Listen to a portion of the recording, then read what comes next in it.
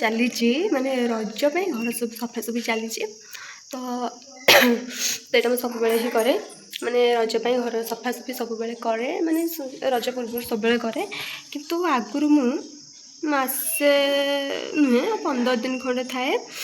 ଘର ଘର ସବୁ ଝାଡ଼ି ଝୁଡ଼ା ଦିଏ ପୋଛି ବି ଦେଇଥାଏ କିନ୍ତୁ ଆଉ ଥରେ ରଜ ବେଳକୁ ପୁଣି ପୋଛା ହୁଏ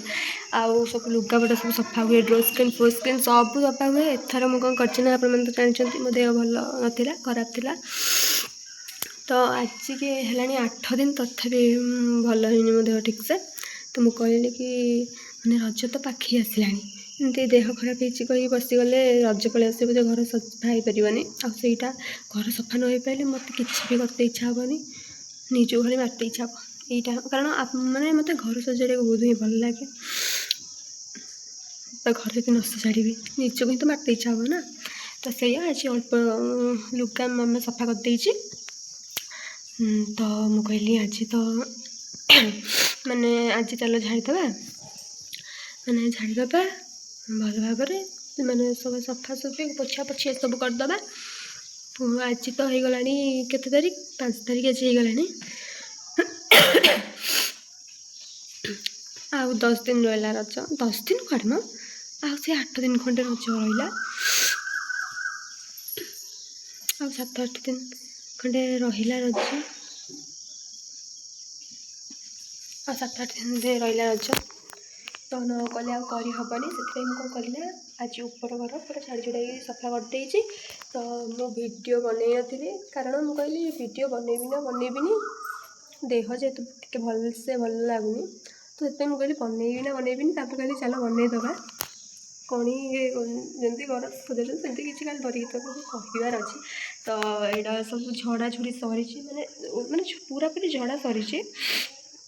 ଏବେ ମୁଁ ଘରକୁ ଥିଲି ଜଷ୍ଟ ମାନେ ଆପଣମାନେ ଦେଖିବେ ଆପଣମାନଙ୍କୁ ବ୍ୟାକ୍ କ୍ୟାମେରା କରି ଦେଖାଉଛି କେମିତି ସବୁ ଧୂଳି ପଡ଼ିଛି ଫ୍ୟାନ୍ ବି ଭଲସେ ପୋଛା ହେଇନି ଖାଲି ଝାଡ଼ି ଦେଇଥିଲି ତ ଚାଲନ୍ତୁ ଦେଖନ୍ତୁ ଏଇଟା ସବୁ ଘରକୁ ଥିଲି ଏ ରୁମ୍ଟା ତ ପଡ଼ିଥିଲା ଏଇଟା ଦେଖନ୍ତୁ ଏମିତି ମୁଁ ଏଇଟା ଢଙ୍କେଇ ଦେଇଥିଲି ଆଉ ଏଇଟା ଏଇଠି ରଖିଦେଇଛି ଏଇଟା ସବୁ ଖରକା ଖରିକି ସରିଛି ଏଇଟା ସବୁ ଝାଡ଼ି ଝୁଡ଼ା ଦେଇଛି ଆଉ କିଛି ବି ନାହିଁ ଏଇଟା ଘରକୁ ଥିଲି ହେଉଛି ମୁଁ କହିଲି ଚାଲ ଭିଡ଼ିଓ ବନେଇଦେବା ତ ଚାଲନ୍ତୁ ଭିଡ଼ିଓ ବନେଇଦେବା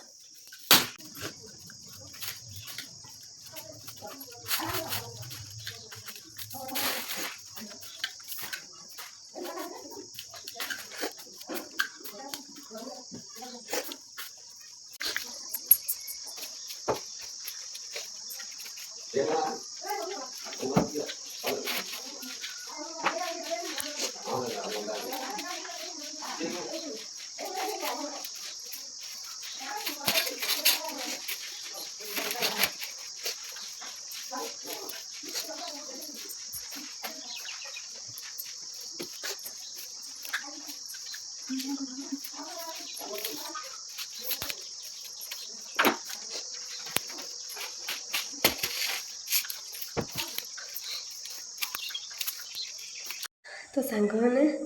ଆପଣମାନେ ତ ଦେଖୁଛନ୍ତି ମୁଁ କ'ଣ କରୁଛି ମାନେ ମୋତେ ଏତେ ବିରକ୍ତ ଲାଗିଲାଣି ମାନେ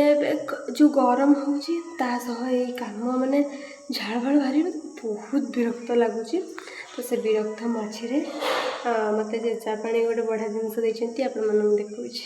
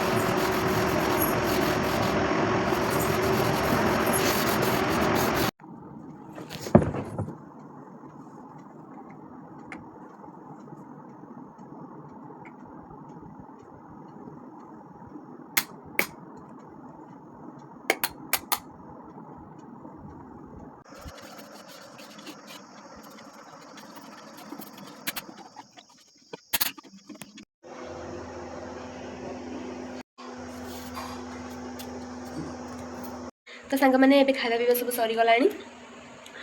ତ ଏବେ ଚାଲନ୍ତୁ ଟିକେ ରେଷ୍ଟ କରିନେବା। ଯେଉଁ ଗରମ ହେଉଛି ଏଥିରୁ ତ ବାହାରିବାକୁ ଇଚ୍ଛା ହେଉନି, ଆଉ ତା ଭିତରେ ପୁଣି ମୁଁ ଆଜି ଟୋଟାଲି ରେଷ୍ଟ କରିନି। ସକାଳ ଉଠୁଛେ କାମ କରିଚାଲିଛି, ମାନେ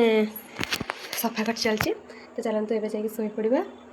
ଉଠିକି କ'ଣ କରୁଛି ଆପଣମାନେ ବି ଦେଖିବେ, ମୁଁ ବି କରିବି ତ ସବୁକିଛି। ତ ଚାଲନ୍ତୁ ସାଙ୍ଗମାନେ, ଏବେ ମୁଁ ଶୋଇକି ଉଠି ଯାଇଛି। ତ ଏବେ ଚାଲନ୍ତୁ ଦିନବେଳେ ଖାଇଥିଲି ନା ମୁଁ 12ଟା ବେଳେ, ତ ସେଥିପାଇଁ ଏବେ ବାପାଙ୍କୁ ଟିକେ ଭୋକ, ମୋତେ ବି ଟିକେ ଭୋକ। ତ ଚାଲନ୍ତୁ ଟିକେ ପିଠା ଖାଇଦେବା। ତ ଆପଣମାନଙ୍କୁ ସେୟାର କରୁଛି ମୁଁ କି